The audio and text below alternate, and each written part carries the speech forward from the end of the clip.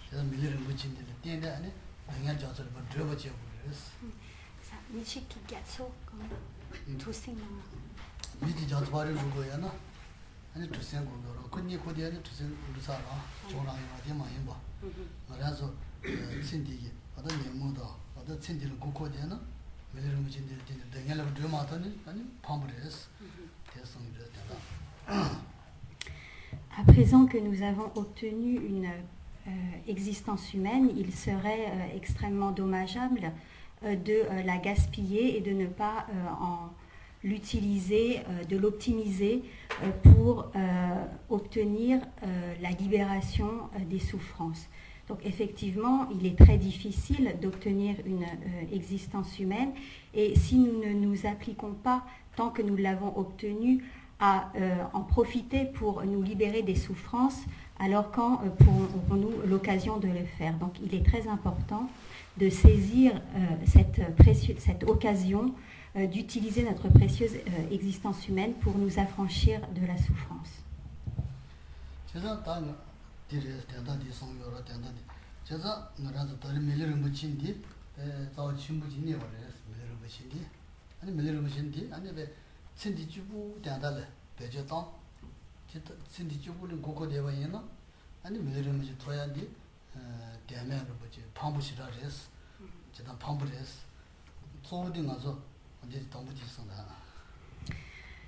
Lorsque l'on dit qu'il convient donc de profiter de cette précieuse existence humaine, cela signifie qu'il serait extrêmement dommage de n'utiliser cette existence humaine que pour des buts temporaires, que pour le bien-être de cette existence. Donc, utiliser à bon escient notre précieuse existence humaine signifie dans un premier temps ne pas l'utiliser dans le seul but d'obtenir des satisfactions pour cette seule existence.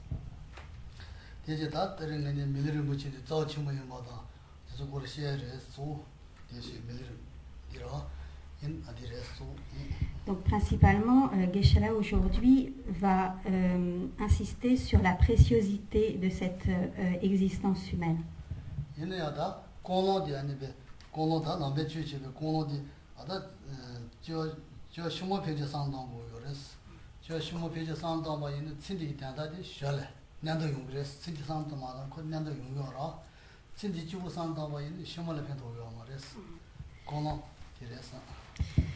Lorsque l'on parle d'utiliser à bon escient cette précieuse existence humaine, il est important d'insister sur la motivation. La motivation va être donc au minimum de viser les existences futures et donc de ne pas utiliser cette existence humaine pour cette vie présente.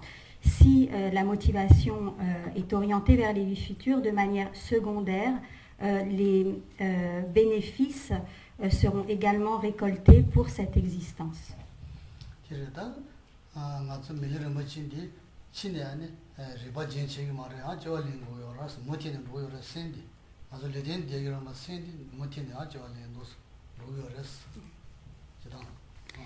Si nous voulons atteindre nos objectifs ultimes, il est important de préserver dans le cycle des renaissances en tant qu'être humain.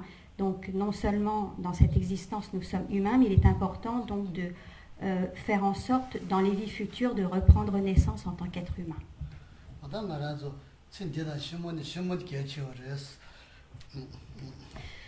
les vies suivantes doivent être considérées comme plus importantes que cette existence.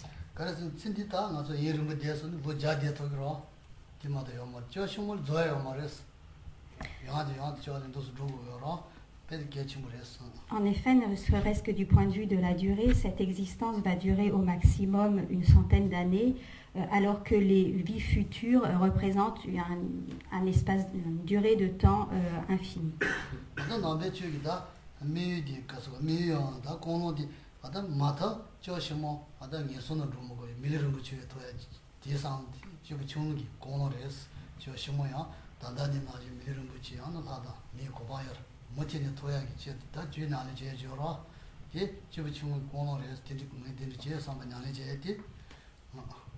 Ainsi donc, dans les enseignements bouddhistes, le pratiquant doit avoir pour motivation minimale,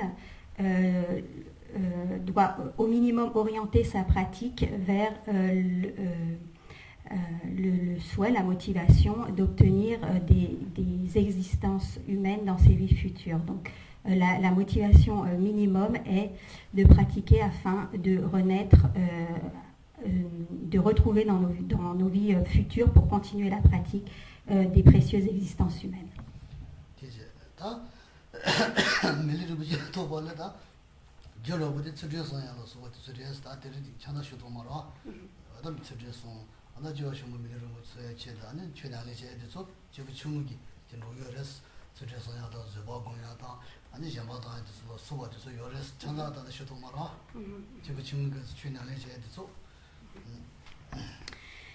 Et évidemment, donc, en plus de ce souhait, de cette motivation que nous devons engendrer dans notre pratique de renaître dans des voies d'existence supérieures et plus précisément de reprendre naissance en tant qu'être humain pour prolonger notre pratique, les pratiquants de motivation inférieure doivent également associer à cette motivation un certain nombre de pratiques comme la pratique de l'éthique, la pratique de la patience, la pratique de la générosité, afin en quelque sorte de s'assurer l'obtention de ces précieuses renaissances humaines dans les vies futures.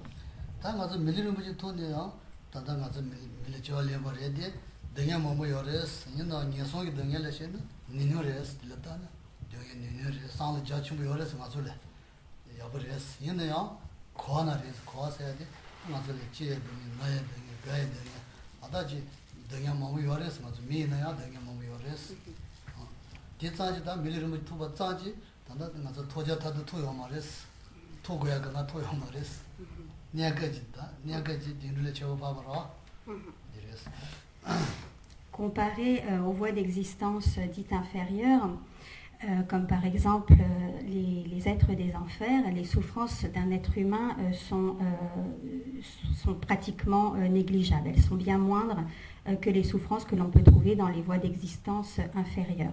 Cependant, les êtres humains doivent malgré tout expérimenter un certain nombre de souffrances comme au minimum les souffrances de la naissance, de la maladie, de la vieillesse, de la mort, et également toute une variété de souffrances mentales et physiques variées tout au long d'une existence.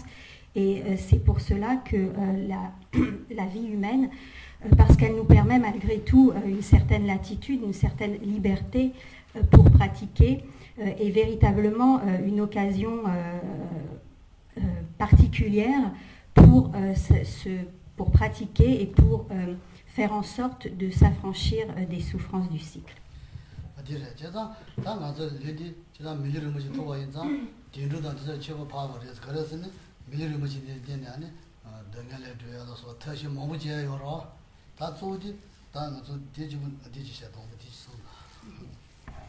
Par rapport aux voies d'existence inférieures, ou par exemple les êtres des enfers, les esprits affamés ou les animaux, nous, en tant qu'êtres humains, nous disposons de nombreuses méthodes, de nombreux moyens pour mettre en œuvre tout un tas de méthodes nous permettant de nous affranchir de la souffrance.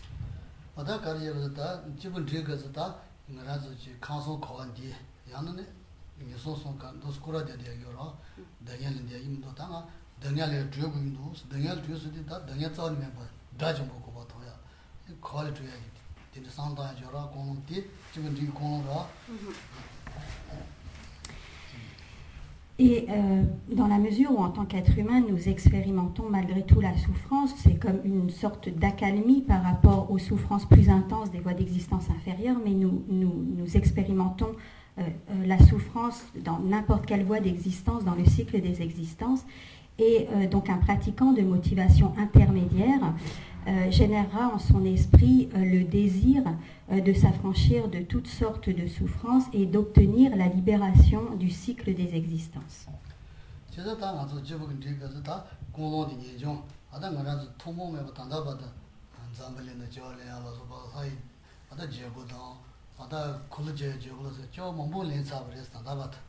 Danya momoni ore jo mom che sare moya ke ya mari ane danya raji res teni res khazo ko na che len shi jele ta tere tuya la ne khazo ko ne le tu bu sa nyen jong sang dan de de che bu di ko no ra.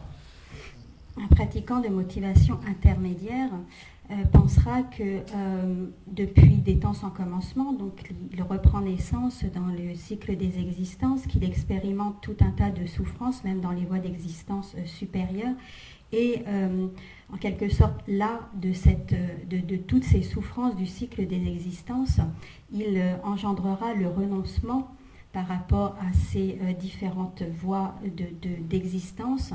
Et grâce à son renoncement, il aspirera à la libération du cycle des existences, à l'obtention de l'état d'Arhat, donc complètement libéré des renaissances dans le cycle des existences.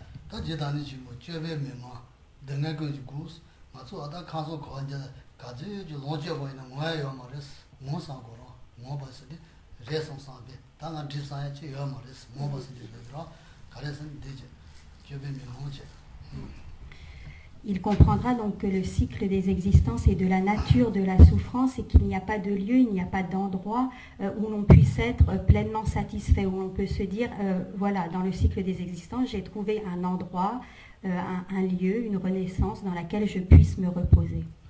Je puisse être définitivement tranquille.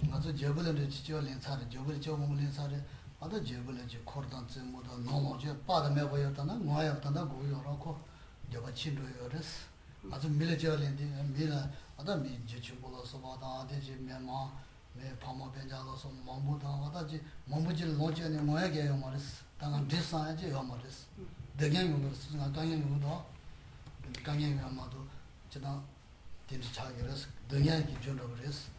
Quelle que soit notre condition, les conditions de notre existence, même si nous prenons renaissance en tant que roi, même si nous pouvons jouir d'un certain nombre de richesses, d'une apparente ou superficielle prospérité, quoi qu'il arrive, nous aurons à expérimenter des souffrances, même si elles viennent de l'exacerbation de nos désirs, d'états mentaux. Et de toute façon, dans ces voies d'existence, tant que nous n'aurons pas développé le renoncement, nous serons toujours sous l'emprise de la souffrance.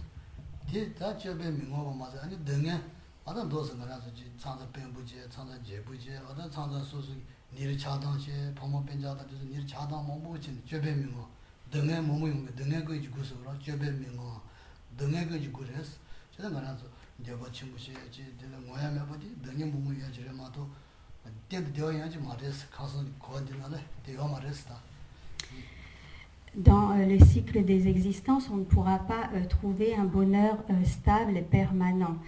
Tant que nous serons sous l'emprise de perturbations mentales, sous l'emprise de l'ignorance, tant que nous n'aurons pas établi en notre esprit l'équanimité, que nous aurons de l'attachement pour nos proches, de l'aversion pour les êtres pour nos ennemis, que nous aurons un état d'esprit indifférent par rapport aux personnes que nous ne connaissons pas, tant que nous serons sous l'emprise du désir, de la haine, de l'ignorance, de la colère, etc., de l'ensemble des perturbations mentales, il n'y aura aucun endroit, aucune condition de vie qui nous permettront d'obtenir un bonheur stable et permanent dans le cycle des existences.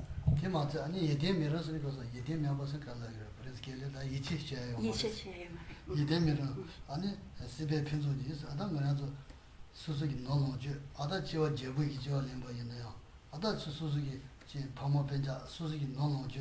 아니 수수기 렌딜래야. 땐데 이디제요 말했어. 이디제 아다가 드서 그가 로이 말해. 다가 땐데 되어 토기로 다가 등에 짜리는 말서 이디제요 말했어. 되어 있어.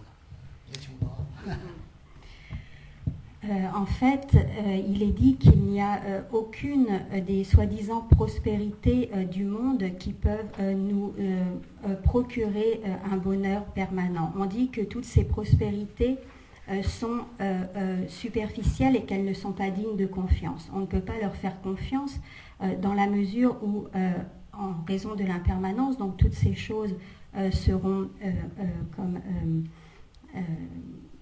on devra en quelque sorte les quitter, même notre précieux corps humain, nous devrons l'abandonner. Et donc toutes ces prospérités, toutes les joies superficielles que nous pouvons éprouver dans le cycle des existences, tout cela n'est absolument pas digne de confiance et ne nous permet pas d'obtenir un bonheur stable.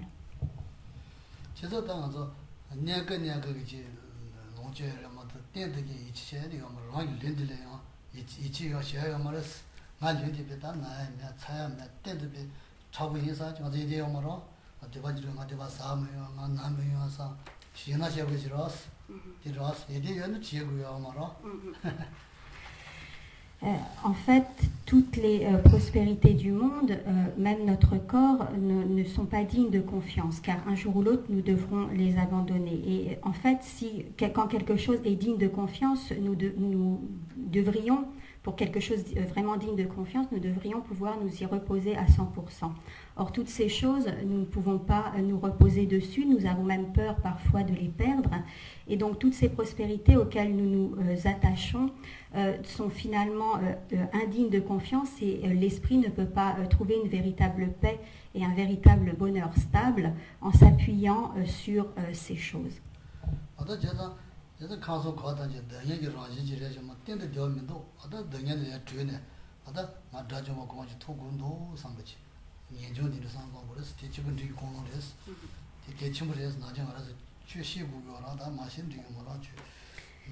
Donc la motivation des pratiquants intermédiaires est de souhaiter la libération du cycle des existences, comprenant que le cycle est de la nature de la souffrance, qu'il n'y a que toutes les prospérités du monde ne sont pas dignes de confiance et qu'elles sont finalement, par leur nature éphémère, de la nature de la souffrance. Et donc le renoncement à toutes ces prospérités, à tous ces attachements, permet donc de développer cette motivation des pratiquants intermédiaires et de souhaiter pratiquer afin d'obtenir la libération du cycle des existences.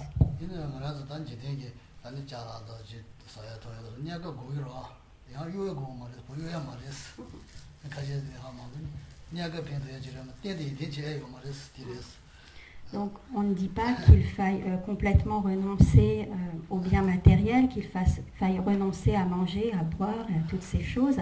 On en a besoin de manière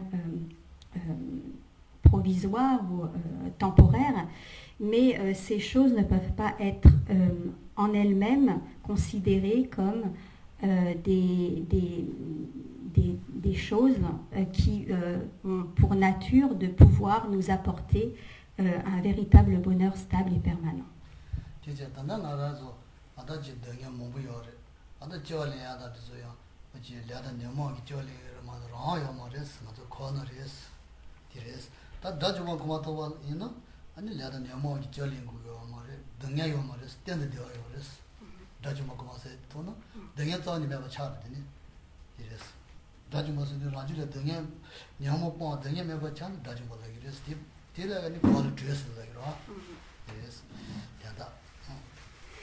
À présent, nous sommes comme poussés par le vent du karma et nous sommes comme conditionnés par nos perturbations mentales.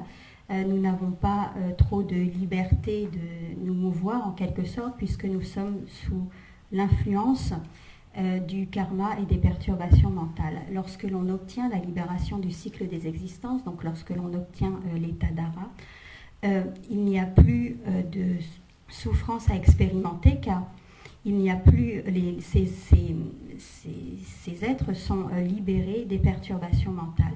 Et c'est le karma et les perturbations mentales qui nous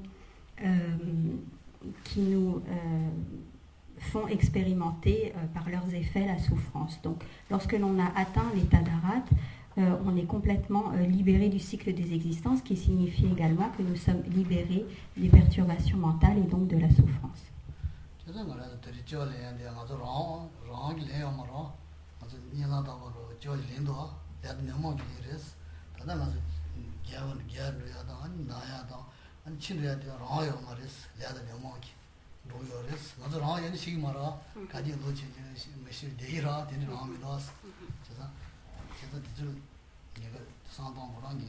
Les êtres ordinaires n'ont pas de liberté, ils ne choisissent pas de subir la souffrance, la maladie, la vieillesse, la mort. S'ils ne tenaient qu'à eux, toutes ces choses seraient très vite refusées ou écartées, mais c'est sous l'influence du karma et des perturbations mentales que, sans aucune liberté, les êtres ordinaires subissent toutes ces souffrances.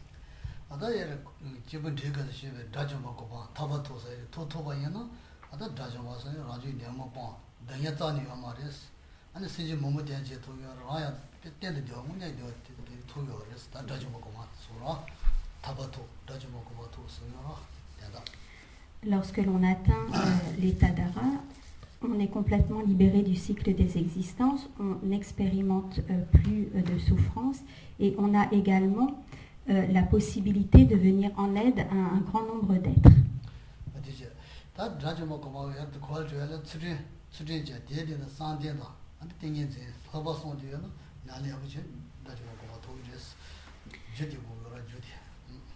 Donc c'est ce qui concernait la motivation. Ce qui concerne les pratiques associées, les personnes qui atteignent l'état d'Arat, donc la libération du cycle des existences, l'atteignent les causes sont la pratique de l'éthique en tant que base, que support, mais également la pratique de la concentration mentale et la pratique de la sagesse.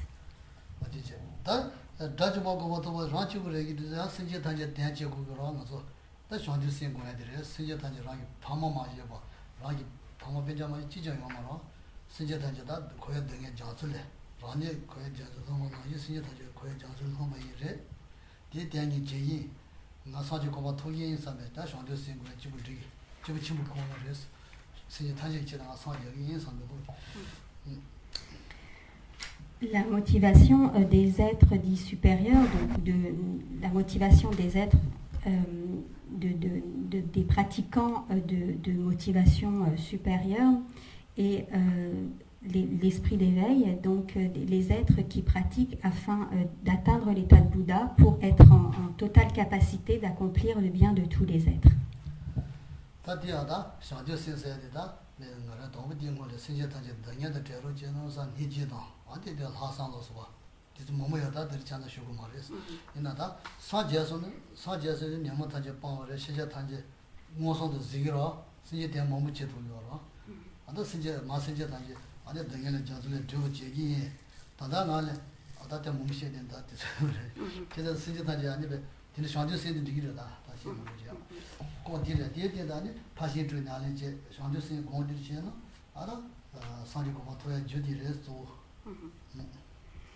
Pour atteindre l'état de Bouddha, la graine ou la cause est le développement de l'esprit d'éveil, en associant également la pratique des 6 paramitas.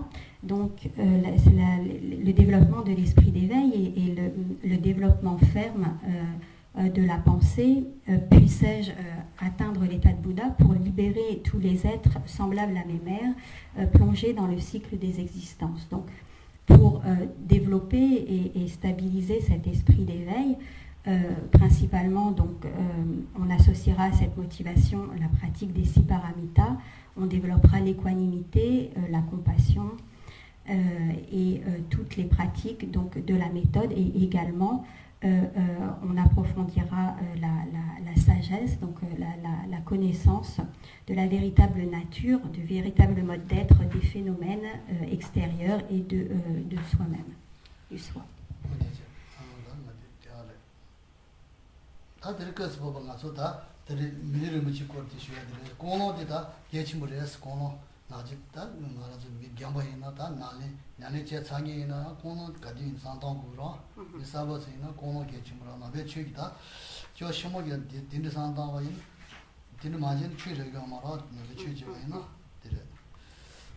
Cette introduction, ce rappel sur les différents types de motivation a été donnée dans la mesure où générer ce qu'on appelle une bonne motivation ou la motivation adéquate est extrêmement important pour toutes les pratiques du Dharma.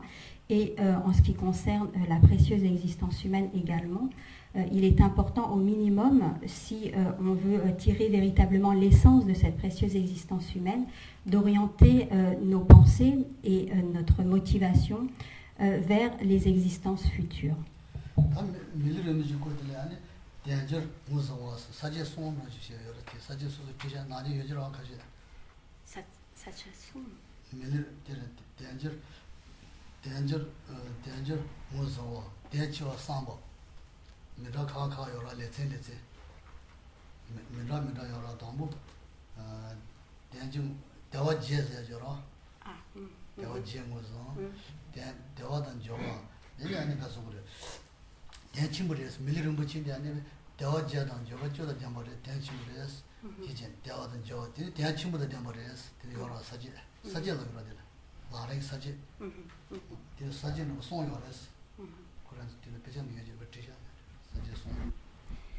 Donc, il y a principalement dans cet enseignement trois stades. Et en premier lieu, donc, il convient d'exposer les 8 libertés et les 10 attributs qui définissent une précieuse existence humaine.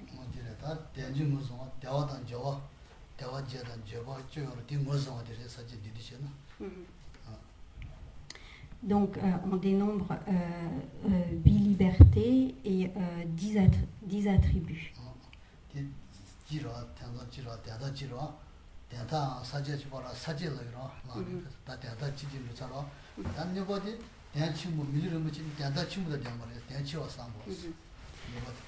Et ensuite, donc, connaissant ces 8 libertés et 10 attributs, il convient de savoir comment mettre à profit ou tirer l'essence de cette précieuse existence humaine.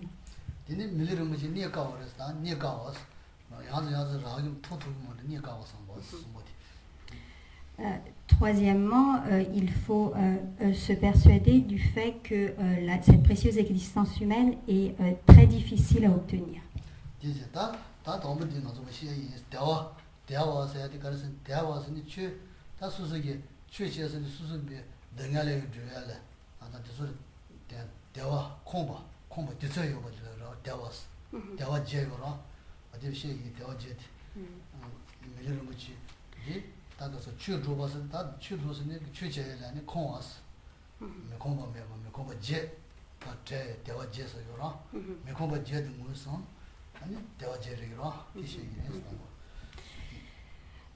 Donc on parle tout d'abord de 8 libertés. En fait, on pourrait dire plus précisément 8 disponibilités. En fait, ces 8 points signifient que nous avons réuni des causes de disponibilité pour la pratique du Dharma. Et c'est en cela donc que ces 8 libertés vont définir une existence humaine comme étant précieuse.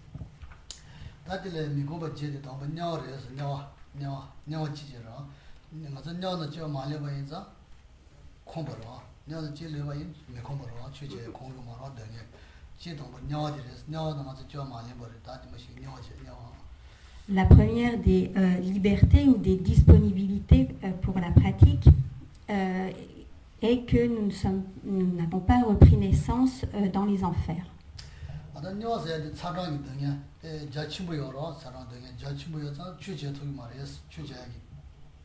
주제 시 말에 제 되자라기 말에서 공기 말에 주제 와 메콩 말에서 En effet, les êtres des enfers qui subissent notamment des souffrances intolérables de la chaleur n'ont pas la disponibilité pour pratiquer.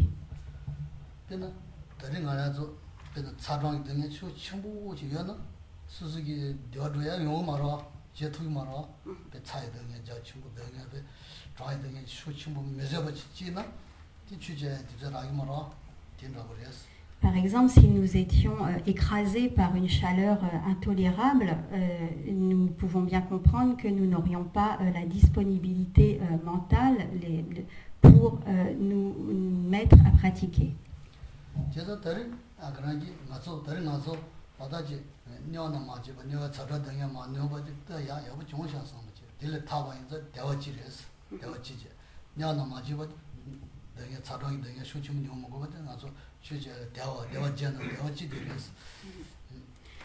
Donc nous penserons que nous avons obtenu cette liberté ou cette disponibilité de pratiquer, n'étant pas puisque nous n'avons pas repris naissance dans les enfers ou accablés par la souffrance, nous n'aurions pas la disponibilité de pratiquer.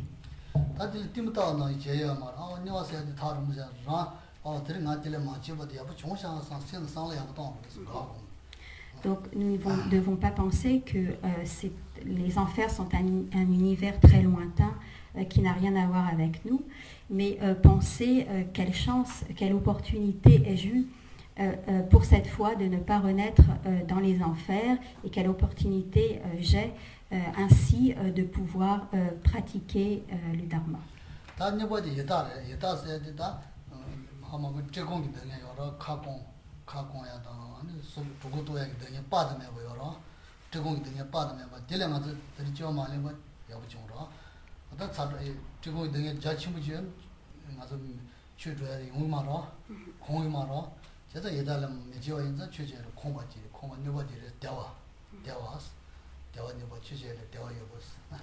La deuxième liberté est de ne pas avoir pris renaissance en tant qu'esprit affamé.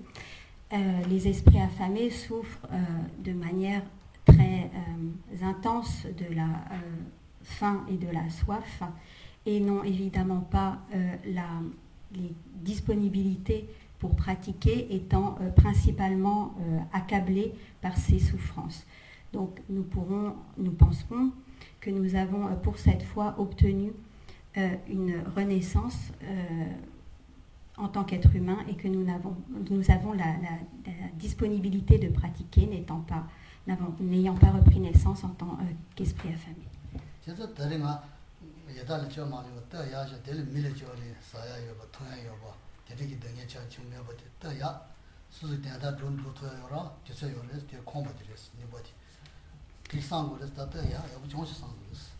Donc nous devons nous réjouir du fait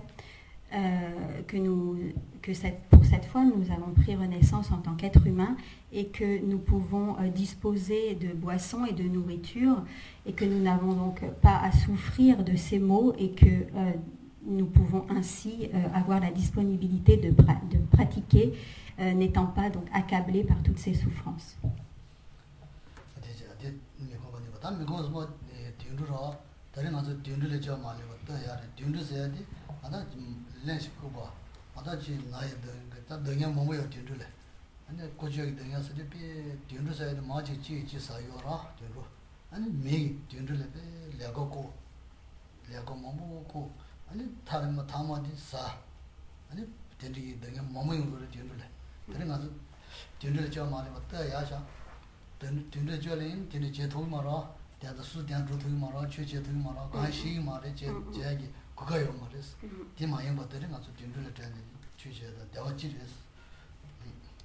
Troisièmement, nous penserons et nous nous réjouirons du fait que nous avons la liberté de ne pas avoir pris renaissance en tant qu'animal. Les animaux donc souffrent d'être exploités, utilisés par les êtres humains. Ils sont considérés comme des biens de consommation. Ils n'ont aucune liberté pour la pratique, ils n'ont pas non plus les facultés intellectuelles ou mentales pour pratiquer. Donc ils sont comme de pauvres êtres à la merci donc, des êtres humains. Et nous penserons que nous avons eu pour cette fois donc, la disponibilité de ne pas avoir pris renaissance en tant qu'animal.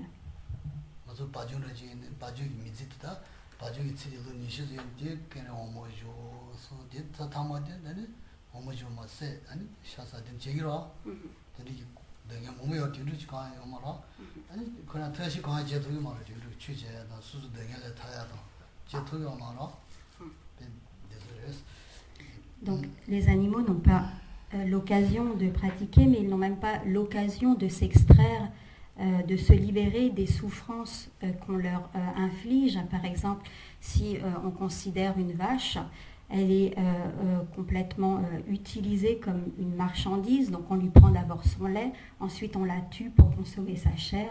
Donc elle n'a non seulement aucune occasion pour pratiquer, mais en plus elle n'a aucune occasion de se libérer de toutes ces souffrances qu'on lui inflige.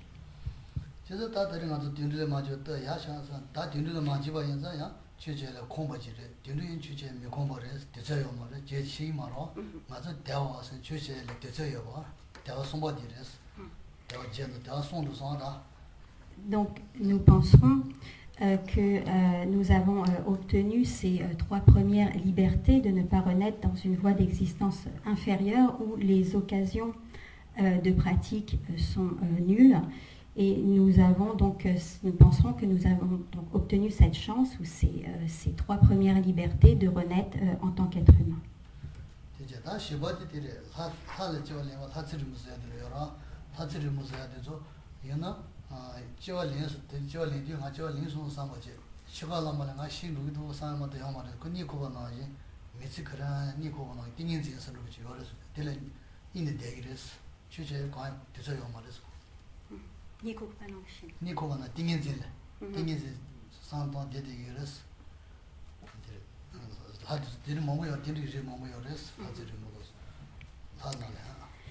Quatrièmement, nous penserons que nous avons obtenu la liberté de ne pas renaître en tant que Dieu.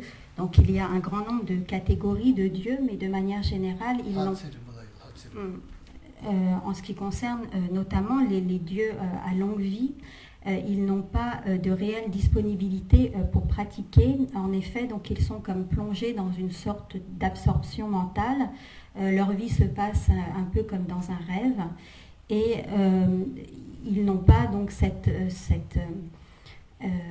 possibilité d'orienter leur esprit vers la pratique du dharma. Donc nous penserons que nous avons eu cette chance de ne pas renaître en tant que Dieu, mais en tant qu'être humain. Donc c'est la quatrième liberté.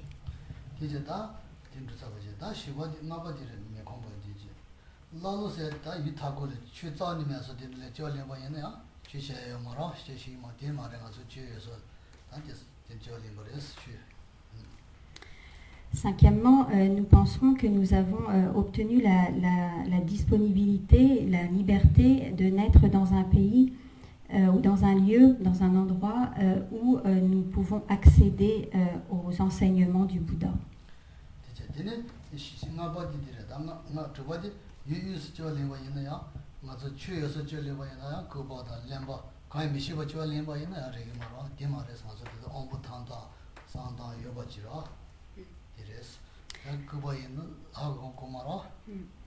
La sixième liberté consiste à avoir pris renaissance dans un corps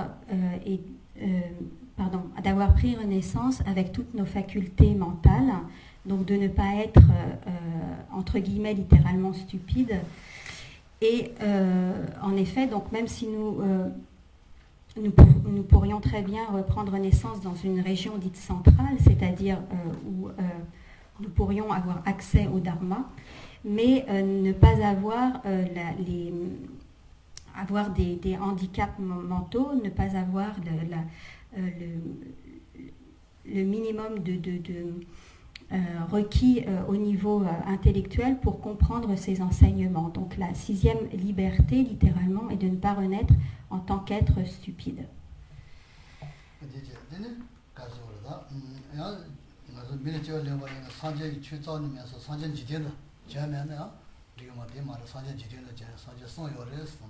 D'une part. La septième liberté est de renaître dans une période où un Bouddha a donné des enseignements.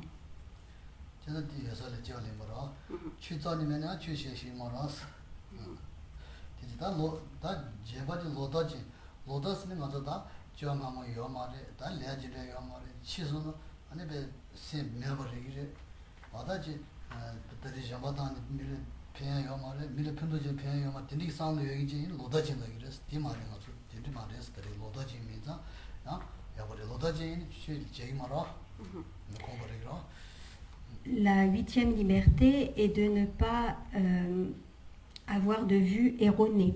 Donc ce qu'on appelle des vues erronées, c'est par exemple penser que à la mort du corps, la conscience n'existe plus, que tout est fini à la mort du corps, ou penser que les pratiques altruistes, les pratiques de la générosité, et en général toutes les pratiques bienfaisantes pour autrui ne présentent aucun intérêt, donc en fait de n'avoir aucune disposition pour la pratique.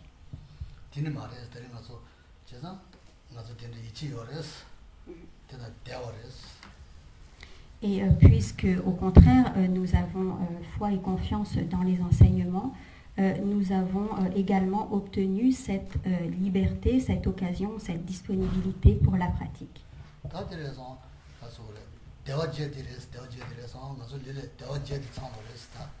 Donc voilà pour les 8 libertés dont nous pouvons actuellement disposer. Littéralement, donc on dit liberté, on peut dire disponibilité. Geshe-la dit avoir du temps. Littéralement, on peut dire avoir du temps.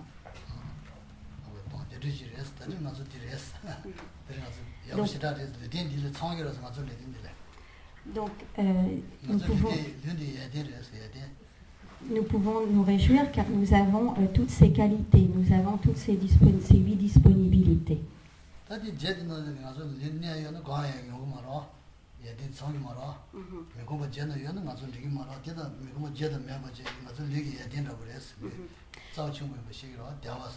C'est comme des qualités qui seraient associées à notre corps. Donc nous avons obtenu toutes ces qualités, toutes ces disponibilités requises. C'est très bien.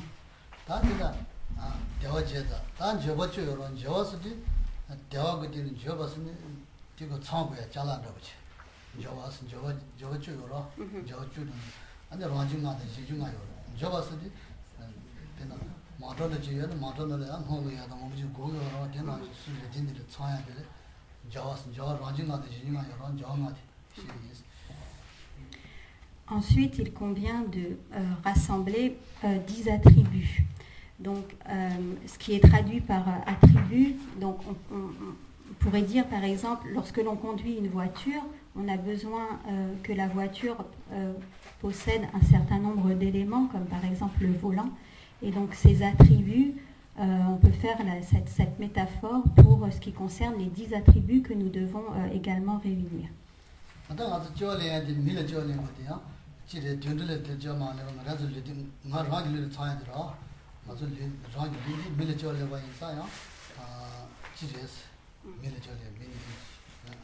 Donc même si nous avons pris une renaissance en tant qu'être humain, nous devons réunir ces 10 attributs et déjà de notre propre côté, nous devons réunir un certain nombre d'attributs dits personnels.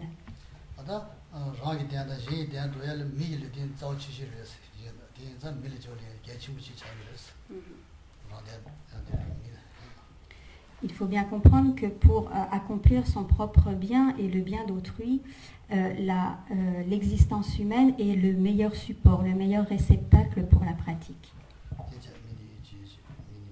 다 유유를 지었으니 다 추여서를 지지버로 어디를 지샤기를 맞아 란들이 된지 추여서 지어린 거로.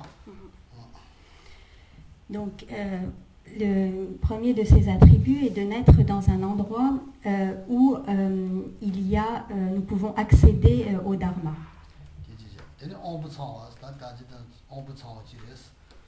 Deuxièmement, de pouvoir jouir de toutes nos facultés d'essence.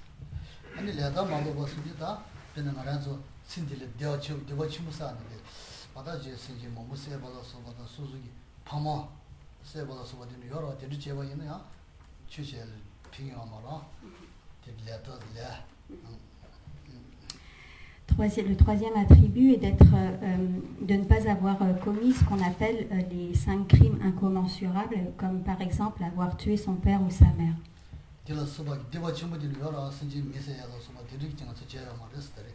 Et donc par extension, d'avoir tué de manière générale d'autres êtres, d'avoir commis des actes karmiquement très lourds, très négatifs, d'avoir vraiment nui de manière considérable à autrui. Donc nous n'avons pas accompli cela dans cette vie et c'est une excellente chose.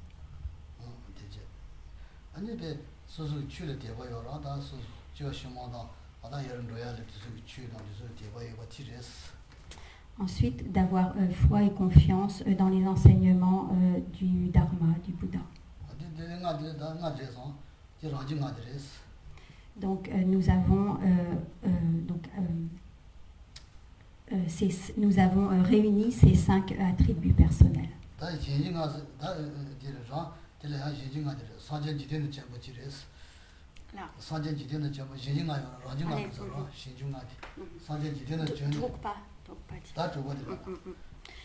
Donc concernant à présent les 5 attributs dits externes, donc, qui représentent les conditions dans lesquelles nous reprenons naissance. Donc sixièmement, de reprendre naissance dans une période où le Bouddha a enseigné. Où le Bouddha est apparu dans cette période.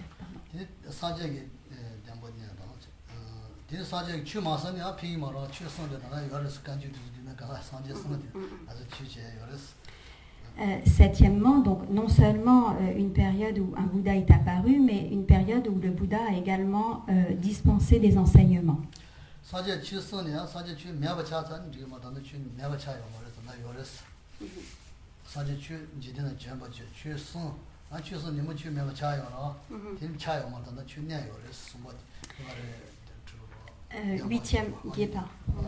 Huitièmement, le 8e attribut est que donc non seulement un Bouddha est apparu dans cette période, il a donné des enseignements, mais les enseignements persistent, perdurent.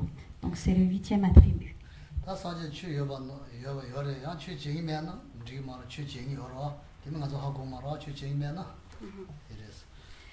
Donc 9e attribut, donc non seulement les enseignements perdurent, mais il y a des pratiquants, donc des personnes qui actualisent en quelque sorte l'enseignement, qui le rendent vivant en pratiquant. Donc c'est le 9e attribut.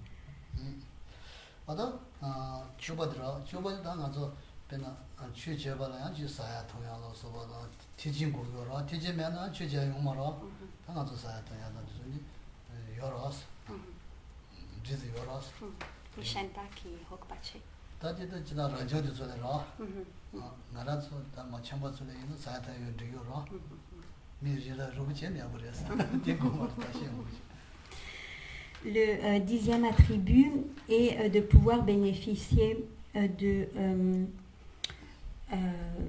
suffisamment de confort, de nourriture, pour pouvoir mener à bien notre pratique. Donc cela est un point qui concerne l'existence de bienfaiteurs pour ce qui concerne les moines ou les nonnes, et puis pour les laïcs, de pouvoir disposer de suffisamment de biens matériels, de confort, pour avoir les conditions pour une bonne pratique.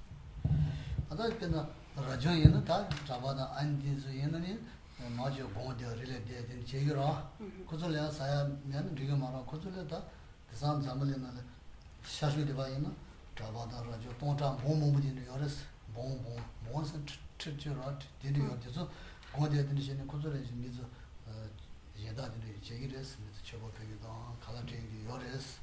그래서 몇년 뒤에 말아. 가서 다 참바 있느니 다사야 타게 뒤로. 그래서 열었어. 그래서 우리 마신 뒤에 말아. En Orient, donc dans des pays où il y a des milliers de nonnes ou de moines, ils sont comme aidés, ou il y a des bienfaiteurs pour leur permettre de subsister. En effet, donc ils ont des pratiques, des rituels réguliers qui leur occupent la majorité de leur temps. Et il est donc souhaitable pour ces religieux que les laïcs participent donc à leur fournir donc tout ce dont ils ont besoin pour pouvoir continuer leur pratique. Ici, donc pour ce qui concerne les laïcs, donc ce point, cet attribut, c'est simplement donc pouvoir jouir de suffisamment de confort matériel, donc du minimum nécessaire au moins pour pouvoir pratiquer dans de bonnes conditions.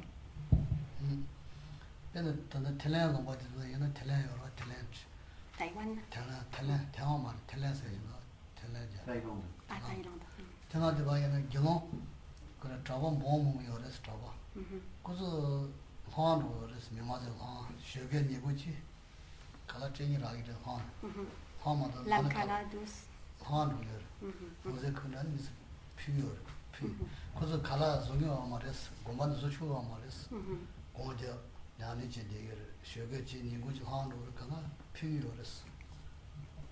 Par exemple, en Thaïlande, donc, les religieux sortent pour en quelque sorte mendier leur nourriture et ce sont les villageois, les habitants qui leur procurent cette nourriture. Et donc ils vivent en fait d'aumônes pour pouvoir se nourrir et le reste du temps, donc ils le passent en prière et en méditation.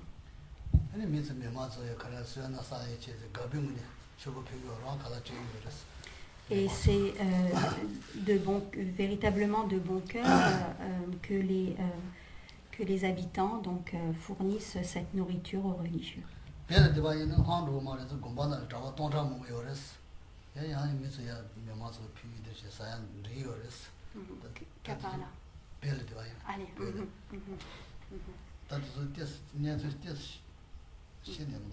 Donc c'est un peu différent au Tibet, où dans les monastères, donc les organisations sont différentes et où ils préparent eux-mêmes donc leur nourriture, mais vivent également de dons extérieurs.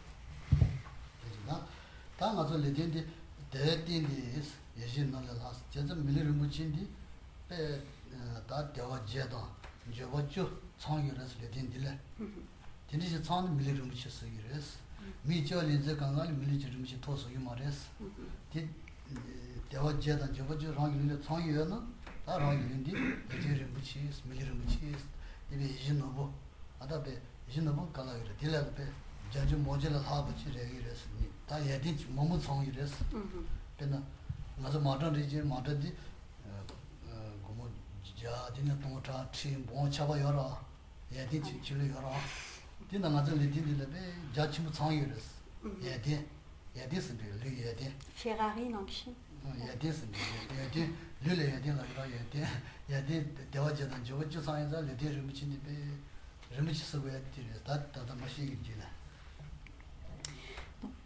Il faut bien comprendre que ce que l'on appelle une précieuse existence humaine, ce n'est pas en quelque sorte n'importe quelle existence humaine, mais c'est une existence humaine qui réunit ces 18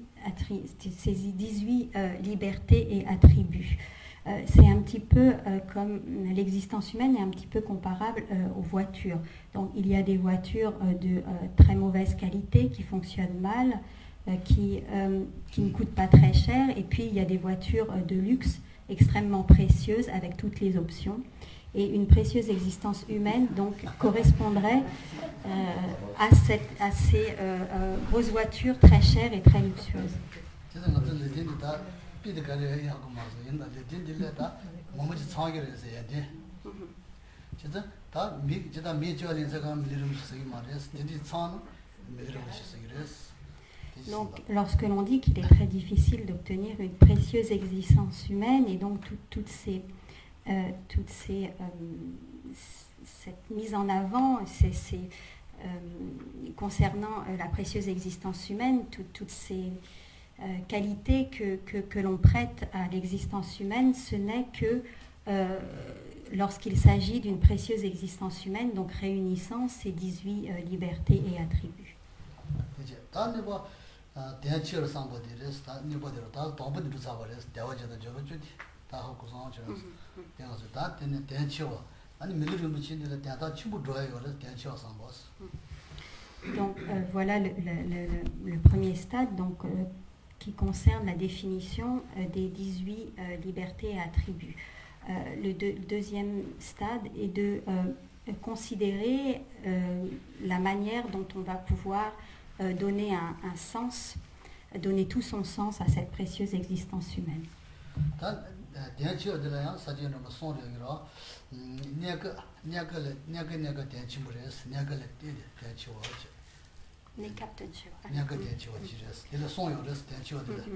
Donc il y a 3 points à ce chapitre. Premièrement, cette précieuse existence humaine a un sens ou a une essence de manière provisoire.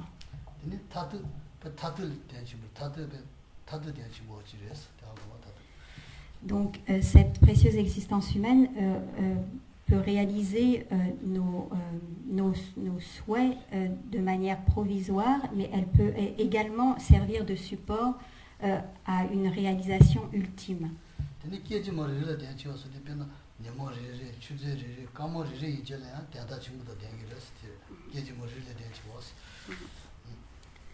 Cela signifie que aussi bien pour les buts... là, somba, t'es là. Somebody keji mori rile tenchi was. Keji mori tenchi o galo yesne nemoji tyojeji kamoji yechele ya tenchi mores. Keji mori rile. Keji mosna tesa keji kile. Kamoji ire, tyojeji ire, ta nemoji ire. Tesa ya tenta chimbo da tempo res yo tenta. Somba keji mori rile tenchi was. Le troisième point est de considérer cette précieuse existence humaine comme ayant un sens ou donner son sens à cette précieuse existence humaine d'instant en instant, de minute en minute, d'heure en heure, de jour en jour.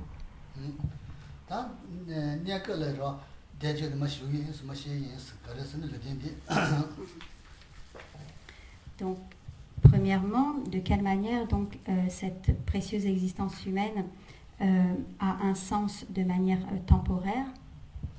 Donc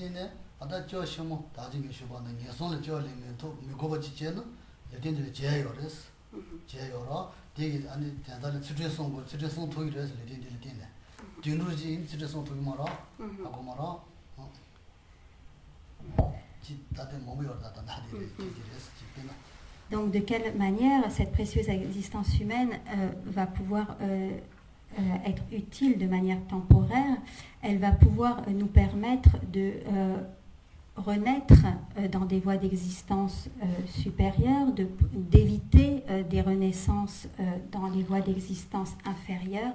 Anne?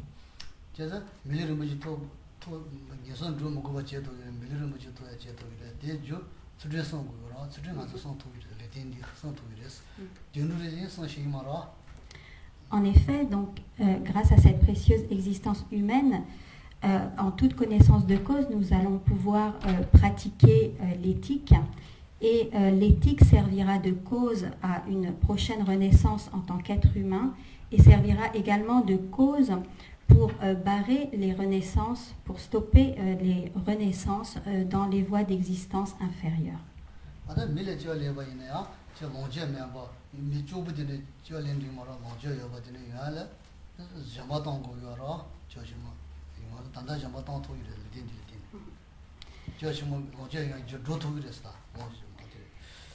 Également, grâce à ce support de notre précieuse existence humaine, nous allons pouvoir pratiquer la générosité qui nous permettra de renaître en tant qu'être humain grâce à la pratique de l'éthique, mais de jouir